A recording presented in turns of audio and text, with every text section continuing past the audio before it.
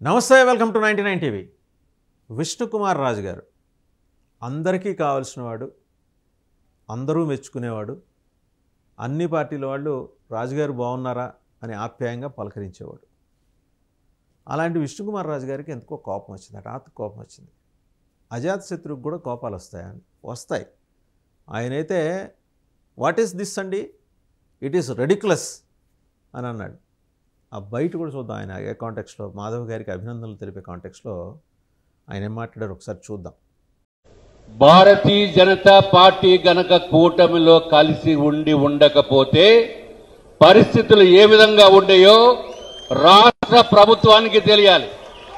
కూటమి ప్రభుత్వంలో ఉన్నప్పుడు మాట్లాడితే అంటున్నారు 80% మీది, 80% వాళ్ళది, 15% ఇంకో పార్టీది, మీకున్నది 5%.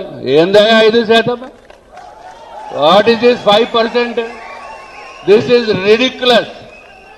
It is ridiculous and I appeal all the leaders and నూతనంగా పార్టీ బాధ్యతలు స్వీకరించిన మాధవ్ గారికి. చూశారు కదా ఆయన ఏం మాట్లాడారు. ఆయనకి ఎందుకు హఠాత్తు కోపం వచ్చింది. బీజేపీ లేకుండా ఉంటే రాష్ట్ర ప్రభుత్వం పరిస్థితి ఏంటో తెలుసా మీకు? చాలా సీరియస్గా అడిగారు ఆయన. ఎవరిని అడిగారు? రాష్ట్ర ప్రభుత్వ పెద్దలు. రాష్ట్ర ప్రభుత్వంలో పెద్దలు ఎవరు? మరి లీడ్ పార్ట్నర్ అయితే తెలుగుదేశం జాతీయ అధ్యక్షుడు ముఖ్యమంత్రి చంద్రబాబు నాయుడు గారికి ఆయన సూటి ప్రశ్న సంధించారని అనుకోవాలా? అనుకోవాలేమో. 80% మేము, 15% వాళ్ళు, 5% బీజేపీ. వాట్ ఈస్ దిస్ అండి అన్నాడు. 2 సార్లు అన్నారు. What is this? It is ridiculous అన్నాడు. ఏమంటే బీజేపీ కేవలం 5% ఉందా అంటే 5% మాత్రమే ఉంది కాబట్టి బీజేపీ అనేది కూరలో కరివేపాక. ఇది ఆయన అడగదలుచుకుంది. బీజేపీ లేకుండా ఉంటే రాష్ట్ర ప్రభుత్వం ఏంటో మీకు తెలుసా అని అడిగారు. ఏమన్నా వార్నింగ్ ఇచ్చారా రాష్ట్ర ప్రభుత్వానికి? అంటే బీజేపీ విధానాలతో సంబంధం లేని విధానాలు ఏమన్నా రాష్ట్ర ప్రభుత్వం అవలంబిస్తుందా?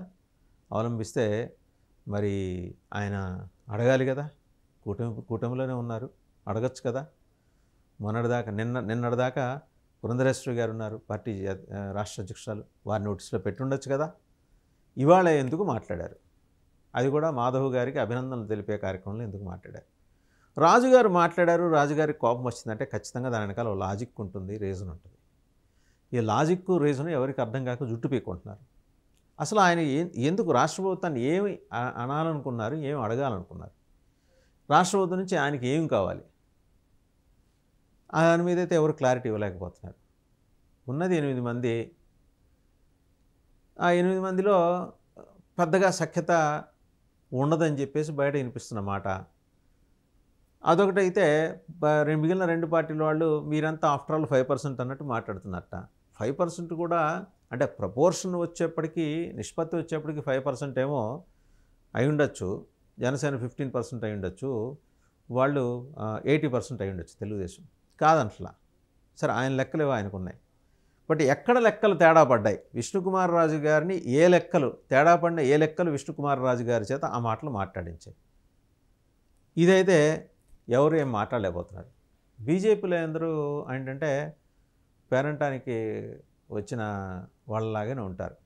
అందరూ చాలా హుందాగా, చాలా గౌరవంగా, చాలా సంస్కారవంతమైన భాష మాట్లాడుకుంటూ నమస్కారం అండి, బాగున్నారా అంతవరకే. అంతేగాని మిగిలిన పార్టీల్లో, ప్రత్యేకించి కాంగ్రెస్లో ఉన్నట్టు బాహాబాహీలు దిగటాలు బీజేపీలో ఉండవు. అన్నీ సైద్ధాంతిక పోరాటాలు. ఈయన కూడా మాట్లాడిన దాంట్లో ఎంచటానికి ఏం లేదు. బట్ ఏదో రీజన్ లేకుండా మాట్లాడారు ఆయన. ఏంటి ఆ రీజను? ఏమన్నా బిల్లులు ఆగిపోయినాయా? 100 కోట్లకు పైబడి బిల్లులు ఏమన్నా ఆగిపోయినాయా? దానికి సంబంధించి రాష్ట్ర ప్రభుత్వం దగ్గర ఏమన్నా తకరారు జరుగుతోందా? రాష్ట్ర ప్రభుత్వం ఇబ్బంది పెడుతోందా? బీజేపీ లేని రాష్ట్ర ప్రభుత్వాన్ని మీరు ఊహించుకోగలరా అంటే ఆయన ఏమని అనుకుంటున్నారు? ఒక్కటి ఇక్కడ క్లియర్ ఇండికేషన్, బీజేపీ చెప్పాలనుకున్నది బహుశా ఆయన చేత చెప్పుండొచ్చు. రాజుగారికి వ్యక్తిగత కారణాలు ఏమన్నా ఉంటే ఉండొచ్చేమో, కానీ అలా మాట్లాడటానికి బీజేపీకి కూడా కొన్ని కారణాలు ఉన్నాయి ఆయన చేత అలా మాట్లాడించడానికి. ఏంటది?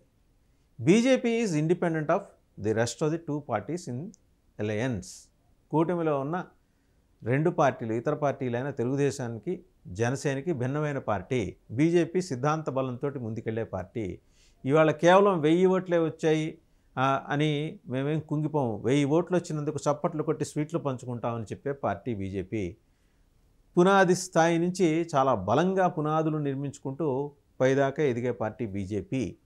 అది ఏ రాష్ట్రంలో అయినా అంతే, ఆంధ్రప్రదేశ్లోనూ కూడా అంతే అని బీజేపీ మెసేజ్ పంపించాలనుకుంది. ఎందుకంటే ఇప్పుడు మొత్తం స్టీరింగ్ సీట్లో సంఘ్ కూర్చుంది, ఆర్ఎస్ఎస్ కూర్చుంది. బీజేపీ ఒక వెహికల్ అనుకుంటే బీజేపీ అనే వాహనాన్ని మీద స్టీరింగ్ కంట్రోల్ ఆర్ఎస్ చేతిలో ఉంది. ఇవాళ 2 తెలుగు రాష్ట్రాలు చూస్తే ఇద్దరు కూడా సంఘ్ బ్యాక్గ్రౌండ్ నుంచి వచ్చిన బలమైన సిద్ధాంతాన్ని నమ్మిన వాళ్ళు. తెలంగాణలో బీజేపీ అధ్యక్షుడు రామచంద్రరావు గారు కావచ్చు, ఆయన 14 సార్లు జైలుకి పోయి వచ్చాడు. ఆయన తక్కువ స్టేచర్ ఉన్న ఆయన ఏం కాదు. చాలా బలంగా జనసంఘ్ తోటి ట్రావెల్ చేసిన ఆయన, ఆర్ఎస్ఎస్ తోటి జనసంఘ్ తోటి ట్రావెల్ చేసి బీజేపీ క్లిష్ట సమయాల్లో కూడా పార్టీని విడిచిపెట్టకుండా ఎలాంటి ప్రలోభాలకు లొంగుకుంటున్నాయి. ఇటు చూస్తే మాధవ్ గారు, పిఎన్ఎస్ మాధవ్ గారు ఎవరైనా చిన్నప్పటి నుంచి పార్టీ ఐడియాలజీ, ఆయన సంఘ్ నేపథ్యం, ఏబీవీపీ లీడర్, బీజేవైఎం, అలా అంచెలంచెలుగా ఎదుగుతూ ఇవాళ పార్టీ రాష్ట్ర అధ్యక్ష స్థాయికి వచ్చారంటే తన వెనకాల ఆయన చేసిన కృషి ఉంది. అటు రామచంద్రరావు గారే ఇటు కానీ కామన్ ఇదేంటంటే ఇద్దరిలో కామనాలిటీ ఏంటంటే ఈయన ఇద్దరు కూడా సంఘ నేపథ్యం. సో బీజేపీ సౌత్కి ఒక మెసేజ్ పంపిద్దాం అనుకుంటుంది. ఏంటంటే సంఘ బ్యాక్గ్రౌండ్ ఇక్కడ పుట్టి పెరిగిన వాళ్ళే మేము అధ్యక్షులుగా పెట్టాలనుకుంటున్నాం, పార్టీ బాధ్యతలు వాళ్ళకి అప్పచెప్పాలనుకుంటున్నాం. Nothing wrong in it.